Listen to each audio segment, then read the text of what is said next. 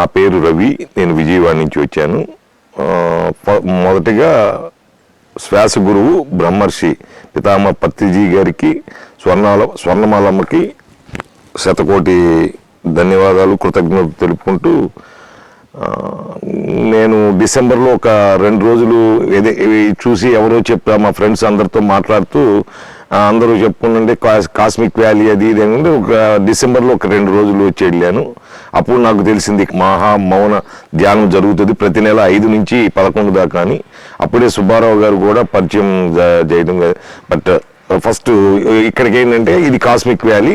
సరోజమ్మ గారు అని ఒక అమ్మ, ఇది అంటే అద్భుతం అంటే మనం ఏదో చెప్పుకుంటాం ఎక్కడెక్కడో, బట్ ఇక్కడ ఏంటంటే ఈ కాస్మిక్ వ్యాలీకి రావాలి, ప్రతిదీ తెలుసుకుని ప్రతిదీ చూడాలి. మీరు ఏ చెట్టును పట్టుకున్నా, ఏ పుట్టను పట్టుకున్నా మీకు ఇక్కడ మన యొక్క ధ్యానము, లేకపోతే మనకి ఉన్న దీనిలోంచి బయటపడేయటము, ప్రతిదీ అసలు ఇక్కడ ఒకటి అని కాదు, ప్రతి విషయంలో కూడా మన కాస్మిక్ వ్యాలీకి అంత పవర్ ఉంది. తర్వాత ఈ మహా మౌన ధ్యానము యొక్క ప్రయోజనాలు ఇంకందరూ అంటే ఏంటంటే నేను ఎక్కడికైనా వెళ్ళి కూర్చుని ధ్యానం చేసుకుంటే 3 గంటలు అంటాము, 3 గంటలు చేయాలా ధ్యానం అనుకుంటే లోపలికి వెళ్తే 3 గంటలు వచ్చి అయిపోయిందని చెప్తే ఏంది ఇప్పుడే కదా లోపలికి వచ్చాం అప్పుడే ధ్యానం అయిపోయిందా 3 గంటల ధ్యానం. అదే ఇంట్లో కూర్చున్నప్పుడు 3 గంటలు అట్లా చేయాలి అంటే 3 సార్లు 4 సార్లు లేసేసి కూర్చుని కానీ చేయలేము. ఇక్కడ 3 గంటలు ధ్యానం చేస్తే 3 నిమిషాలు 3 దీనిలో అయిపోయినట్టు ఉంటుంది. దట్టు ఎవరికి ఎన్ని అనుభూతులు కావాలో ఇక్కడ అడామా కేవ్, బాబాజీ కేవ్, అట్లానే అమ్మవారి క్షేత్రాలు అన్ని, అంటే ప్రతి పాయింట్ మీరు ఏ పాయింట్కి 22 పాయింట్స్ ఉన్నాయి.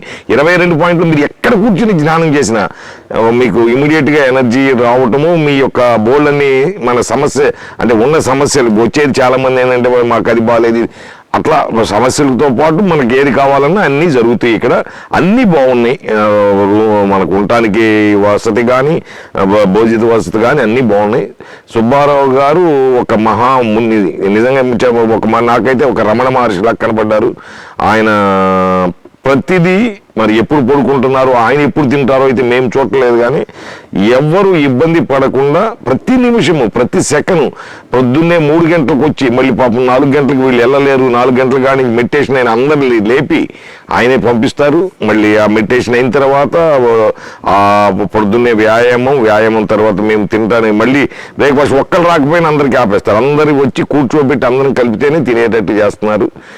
ప్రతి విషయానికి ఇక్కడ మనము ముందు ఇంత కాస్మిక్ వ్యాలీని నిర్మించిన సరోజమ్మ గారికి, రఘురామ్ ప్రసాద్ గారికి, ఇది అంతా చూస్తూ అందరికీ మంచి చెడ్డలు చూస్తున్న కృష్ణారావు గారికి అందరికీ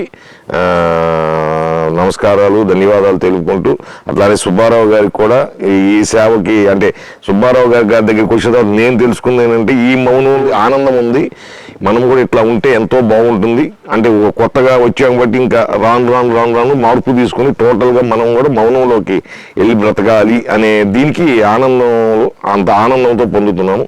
థ్యాంక్ యూ.